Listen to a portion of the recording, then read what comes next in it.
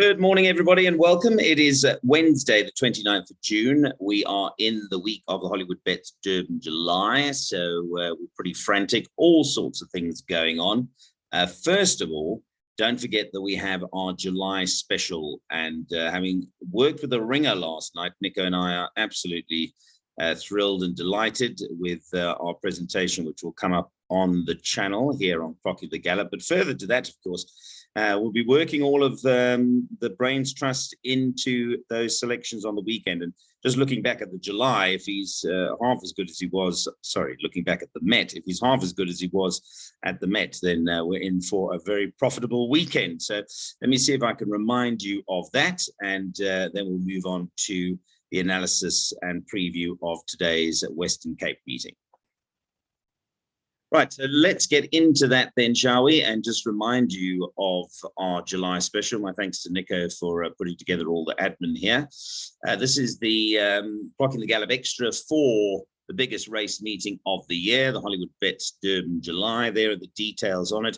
Don't forget the 250 Rand will get you in for all of the meetings starting on Friday. That's where Nino will begin, of course. Then the Hollywood Bets Durban July meeting. I've mentioned all of the brains that we're using on that, and that'll be pretty exciting. I think it's the first time that we've had the ringer and used him in that capacity. So we'll work our way through a massive day's racing and huge carryovers and just ginormous pools. There's racing at Turffontein on Sunday the 3rd of July, and then I'll be picking up and running with the last meeting for Kenilworth on Monday the 4th of July. So there's the information.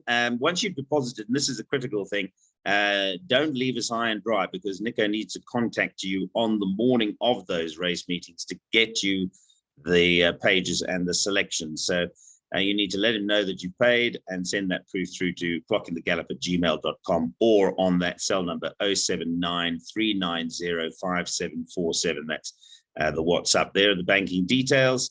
And well, we know that the theme is show us the honey, and we're hoping to get a pot of honey over the weekend for this massive race day on Saturday and all of the race meetings around it. 250 Rand. Just one word of warning. After last night, of course, with the ringer being posted, I think this is going to go crazy. We do have a cutoff. We've got some, what shall I say, limitations in terms of what we decide to send out. Otherwise, the whole world and his wife gets the exclusive. So bear that in mind. Don't dilly-dally. Get it done sooner rather than better, because I can see that these are going to go like hotcakes. Okay, let me stop sharing that and move on to today's race meeting, which I should have somewhere. And yes, here it is here. Right. Okay, let's get into the first race. There's one race that is cut up pretty badly. Now, this first race, of course, is of much interest to us because we've got a runner in the race in the form of I Did It My Way. The syndicate members all know of Dean Canamere's take on the race. He feels that our horse will need another run to get him to where he wants to be. But whether it's my syndicate members or somebody's backed him during the week, I believe, having spoken to the team at soccershop.bet, there was a double claim from KwaZulu-Natal and then another claim from Cape Town. So I Did It My Way, who opened at 7-1, was claimed again. He's now 5-2. He's owned by us, and we like him. We like him as a horse.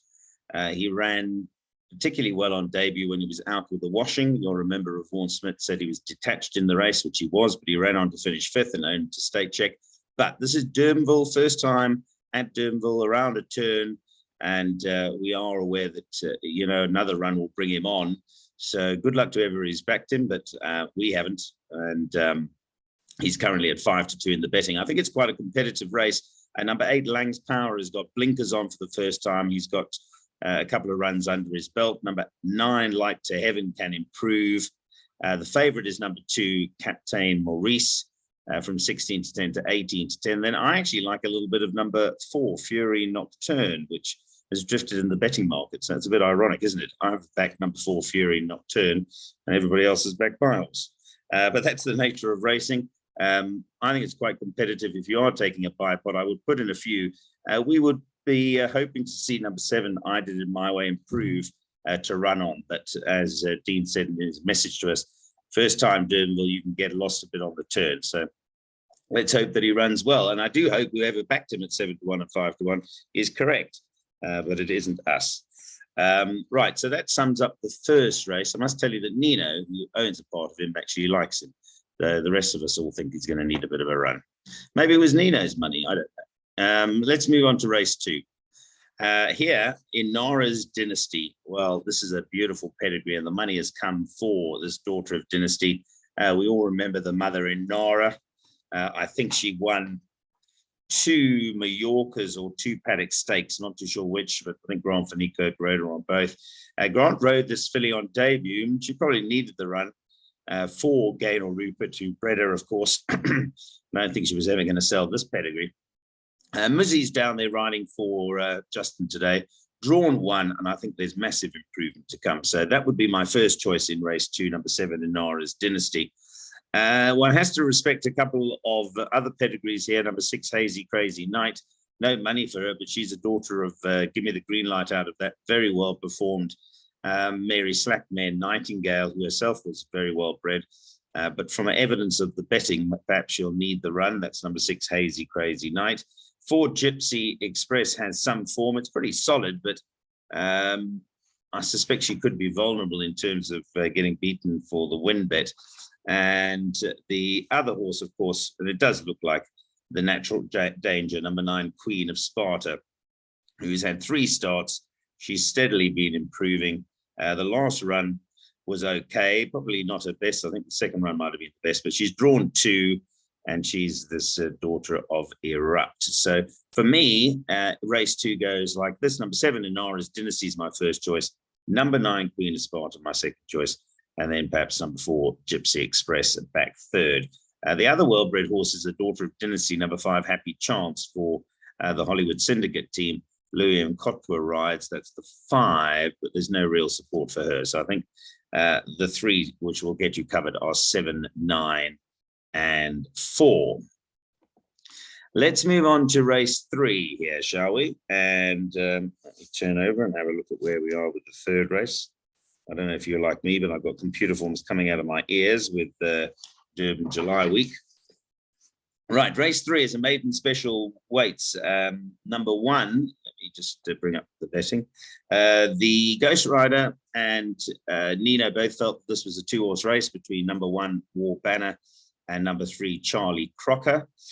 2 bowled over as the other one in the betting. He's got cheap pieces first time. So, and there's a touch of long shot support for number 6, Nevada King, who is owned by Greg Ports. I'm sure Greg is hoping for a big week. Speaking of owners, though, War Banner is owned by Dr. Jamie Sim, who's got some nice runners today. Jamie's got a share in our Ben Mag horses, so he's got a busy day. He's got I Did It My Way in the first, he's got War Banner here, and then he's got I Did It My Way's brother, who's running later on, Love on Time, who's actually quite a nice horse. So he's got a busy day. I think number 1, War Banner, is useful. It's got Richard Ferree on board. He'll have to beat, of course, number 3, Charlie Crocker. But War Banner is a 3-year-old. Charlie Crocker is a 2-year-old. So the one a little bit more advanced and exposed than the other, one being over 3. But I think one also ought to mention, which Nino and Ghost Rider perhaps failed to, I dug a bit deeper here and noted, of course, that it's a maiden special weights. I think the 2 Vaughan Marshall runners are runners here because it's not a normal maiden, it's a special weights maiden. And number 9, Forever Bill, for example, is now rated a 61. Now, ordinarily in a maiden, that would make no difference, but this is a special maiden. And as a result, he's exposed, but he only is rated 61, which means he carries 56.5 kilograms. So if you have a look at his runs to War Banner and bowled over, he's got them beaten because this is a special weights maiden. So I initially thought number 9, Forever Bill, was the right horse, but then number 4, Admiral's Ransom, jumped off the page. Now he is rated slightly higher. He's rated as 63, so he's got to carry a kilogram extra. He goes 57.5, but he probably has superior form, and he's also got a better draw. He's drawn 1, number 4, Admiral's Ransom, and strictly on their last run behind the heat is on. Admiral's Ransom is basically 1 kilogram worse off, which should still leave Admiral's Ransom 2.2 lengths clear of his stable companion. So I'm going to have a little, as soon as I finish this, actually, I'm going to have a little bit of a dip on those two. I'm going to back number 4, Admiral's Ransom, and cover on number 9, Forever Bill. I might be way off, but we shall see. Just one other horse that could improve, number 7, Searchlight, is a Canamere runner ridden by Keegan de Mello. I think this fits the same category as our horse, I Did It My Way. He's running for the first time at Durbanville, and he might get a bit lost on the turn, but he's got a nice pedigree for his owners, George and Jonathan and Mark. I mean, it's George, Jonathan, Mark, Tony Peter, and Anthony Peter, and Mrs. Malherbe. So there could be some improvement for the back end of quartets. Quite an interesting race, I thought. But remember that in a special weights maiden, if you haven't got a handicap, if you haven't been officially handicapped by the handicapper because you haven't had the 3 runs, then you've got a default to, in the case of the 2-year-olds, to 57 kilograms. So that does set up a race for a horse that is exposed on the handicapper but looks quite well in. And I mentioned those 2 horses, 4 and 9, and obviously 1, the standard bearer there. Okay, let's move on to race 3. Race 4. As I say, I like race 3. I thought that was quite interesting. Race 4 is the race that's cut up. There's a couple of scratchings to add to the one that you see on screen. Number 1, Carrigan joins number 2, Future Contract, and also number 9, If You Please. Those 3 come out, 1, 2, and 9. It paves the way for, and I think that here, Nino is spot on. He says it's a 2-horse race between 3, Simply Beautiful, and 8, Perilla. Although there has been money, as you see, for number 5, Love Rules. So you should probably factor that in. This is a first timer. She's a daughter of Dynasty. From a pick 6 point of view, of course, you don't need her. You just need the first raced horse home if number 5, Love Rules, were to win. But she's beautifully bred for Michael de Broglio, who owns her. And Muzzy rides from a 3 draw. So I would respect the money for number 5, Love Rules. Touch of money as well for some outsiders. Number 4, Lady of Gold, is beautifully bred, daughter of Gold Standard, out of the Western Wintermere Lady Windmere. And right at the bottom there, Sparkling, no, not Sparkling Crystal, number 11, My Mia, has been tickled up as well. But on face value, money for number 5, Love Rules, and Nino suggests that it's a 2-horse race between 3, Simply Beautiful, and the 8, who has drifted a bit in the betting market. Okay, let us move on to race 5, shall we, today at Durbanville. Race 5. Let's see. I will be probably arriving in Durban by then. We're on the road driving to Durban today. We're probably not there just yet, but race 5 is run. This is a maiden plate. This is a standard maiden plate. And Nino liked a little bit of the horse I liked, actually, which is number 7, Future Turn. And this is a son of Futura who will definitely relish the extra 400 meters. And I've mentioned Greg Bortz has got a big week ahead of him. We've got Muzzy Yearning riding from a 3 draw. And I think he's an improver. I'm not so sure there's value now at 5-2, but there probably was at 7-2. The form horse here is number 11, Pardon Nom, from Dean's Yard, Dean Canamere for Kaya Stables. And he should improve to win, but he's got the draw of 11. And of course, Durbanville, well, these days, the draw isn't perhaps as difficult to overcome as it used to be, but it nevertheless is still tough, even post the track configuration. So number 11, Pardon Nom, has to come from an 11 draw. That's his biggest challenge. If he does manage to deal with that, I think he'll go very close to winning. But I'm with Nino as number 7, Future Turn, as the danger. Pretty much everything else exposed. Number 6, Federal Reserve, must get a mention. He's drawn 1 for Kotson and Greg Sheen. I think it'll run nicely there. Yeah, number 1, Galactic Path, ran pretty well in that light speed race, but he's shown signs of respiratory noises, which is always a bit worrying. So for me to sum up, value-wise, certainly when number 7, Future Turn, was 7-2, I would have gone for him value. So let me stick with him. 7, 11, and 6 for me there. Let's move on to race 6. at Durbanville today and tell you what Nino liked in the 6th race. Nino, the Ghost Rider. Very open race, middle stakes, fillies and mares. Number 1, Jasmine. Funnily enough, it would also be my sort of value play for swingers and trifectas in the race. That and number 6, Just Power. But you can see the way they've priced up. I think it's going to be pretty competitive. Golden Dar's gone for a bit of a walk in the betting, 28 to 10 out to 7 to 2. But I think that's the nature of the race. It is fairly open. I would suggest to you that every horse has a winning chance here. And as a result, I'd go field.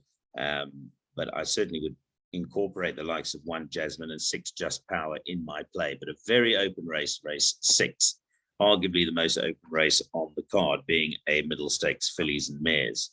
On we go to race 7, another middle stakes. This is for geldings. Good to see Pack Leader back. How long is it since he's run? 165 days. Always been a nice horse, but he hasn't won for nearly 600 days, Pack Leader. Interesting. I'm sure he'll need the run. Anyway, let's have a look at the betting here for race 6. And let me remind myself what Nino liked here. Oh, he liked the same horse I do. So again, we're on the same page, and that's number 8, Sugar Mountain. I liked 2 here, Sugar Mountain and Gallic Tribe. Gallic Tribe is actually the better one in terms of this race and the weights. He's got to carry 58, so too is Sugar Mountain. So he's carrying the same weight as the 3-year-old. Best weighted, though, interestingly enough, is number 2, Keep It Secret. Craig Zaki rides. It ran a much improved race last time. But I do think that number 7, Gallic Tribe, and number 8, Sugar Mountain, will run well. So those are my first 2. There's been a touch of money for number 3, Han Solo. Well, Richard Faree gets on really well with this horse. He's ridden it 6 times, 3 wins and 2 seconds. And he is the type of horse, I believe, that will be suited to Durbanville. He's run there twice. And he's actually hasn't got great form at Durbanville, which is a surprise. But I think he's improved since then. And whatever issues he had, Glenn Cotson has got to the bottom of him. And he's ultra consistent. Now back at Durbanville from a 2 draw. I think that he does set a standard. So I wouldn't leave number 3, Han Solo, out. Those would be my 3 principles: 7, Gallic Tribe, 8, Sugar Mountain, and 3, Hans Solo. Those are the 3, yeah. For me in that race. Have I got anything else, Mark? Well, interesting, Benjamin, number 10, has got blinkers on today. Keegan DeMelo rides. He is 1.5 kilograms better off with number 9, the Futurist, but that theoretically shouldn't take him past the Futurist. So that's why I haven't got him in my top 3. So let's move on from that race with confirmation that I like 7, 8, and 3 there. If there is to be a surprise, well, it could be pretty much anything beyond those 3. Into the last race, Van Hunks is where I'm going to start. I like him a little bit. So did Nino when we discussed the card last night. His last run was behind Pomodoro's Jet. He maybe found that a bit too hot a contest, but prior to that, he'd been very poorly drawn. He'd been drawn 7 out of 7, 7 out of 7, and 7 out of 9 here at Durbanville. The drop back to 1250, I think, is interesting. I think that'll help number 1, Van Hunks. He's out of he's by Silvana out of a Fujiachi Pegasus mare, very strong family, that our Table Mountain, and a lot of them do stay. But I think that Justin's right. Maybe this one doesn't, or not as well as the others anyway. So he's been dropped back to the 1250. Muzzy rides, nice draw of 2, and number 1, Van Hunks, certainly gets a mention from me. The favorite is at the bottom there, number 9, Seeking the One. It's a big week, of course, for all trainers, Brett Crawford and Louis Nkotwa. They've got Zafatias in the big one on the weekend. And I've been very open about the fact that I gave him a sneak a couple of months ago. I phoned and contacted Brett and said I liked him a bit for the July, told me what his plans were, that he'd raid from Joburg, and that's what happened, of course, and he won the Guineas in good style. So it's a big week for them. We wish all the trainers and owners all the best for the Hollywood Bets Durban July. But number 9, Seeking the One, is a 2-year-old. The negative here, he's drawn 9. So I mentioned earlier on, 9 out of 9 at Durbanville is never easy, even with the slight changes to the configuration of the track, making it easier to be competitive from a high draw. And he did win extremely well, but one has to factor in the fact that he's going to be drawn 9. He is certainly not going to see the fence unless he goes very quickly and manage to track over. But of course, in doing that, he'll use up some energy. So I wouldn't be rushing out. I mean, not saying he can't win. Of course he can. But I wouldn't be rushing out to Snaffle 22-10 from a 9 draw, a 2-year-old here at Durbanville for the first time. So I mentioned 1 Van Hunks. The other horse I do want to mention, number 5, Love on Time. He is the brother to our horse. I Did It My Way runs in the first race. So I'm hoping it's a good day for the mare, Easy in Love, bred by our good friends Jaco and Carolyn Erasmus. And I think he'll run well. He's better than his last run.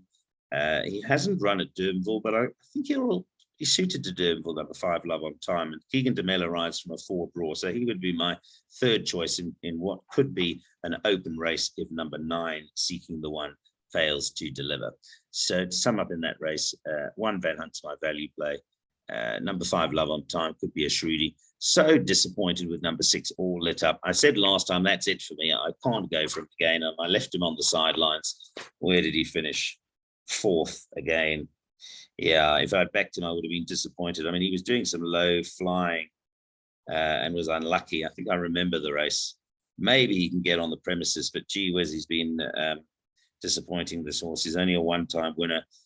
No fault of Eric Sands. He just doesn't want to put it in, or he finds problems. He's one of those horses that, unfortunately, trouble seems to follow him everywhere. But he's got Smunga Kamalo on 3 draw. It could pop up, but I can't go for him because I've just spent too much money on him before. I think on Met Day or something I went for him. Met Day. 8th of January, was that Met Day? I think it might have been. Anyway, disappointed. Yes, because Gavin rode him. I thought Gavin would be able to help him, and he tried, but he didn't help himself. Did All Lit Up. Okay, so let me add him to 4th place. So that selection for me there, 1, 9, 5, and 6 in the last. Okay, I think I've pretty much covered everything, so I can get out of there and wish you all the best at Durbanville today. To our syndicate owners, the Ben Mag Bloodstock Syndicate, good luck. So far, we find some wood. We've done okay with Ready to Fly. He's out of the maidens. I Did It My Way, really didn't know what was going on debut, and did remarkably well to finish 5th, but he has been backed. I hope they're right, but first time Durbanville around the turn, I'm sure he'll be some way back turning for home, but let's hope that he runs on. But good luck to all my syndicate members. Good luck to the punters today. Plenty more to come from Ben Mag Bloodstock. Of course, we've still got a couple, very small amount of percentages available in our Ben Mag Black Syndicate, which is I'm just about to nail down, so don't leave that too long, particularly on Durban July week. Thank you very much to everybody. Have a great day, and we've still got a Take a Bet show to come up, and I'm sure that somewhere today I will find a price booster for you. Thanks, everybody. Safe travels. Bye-bye.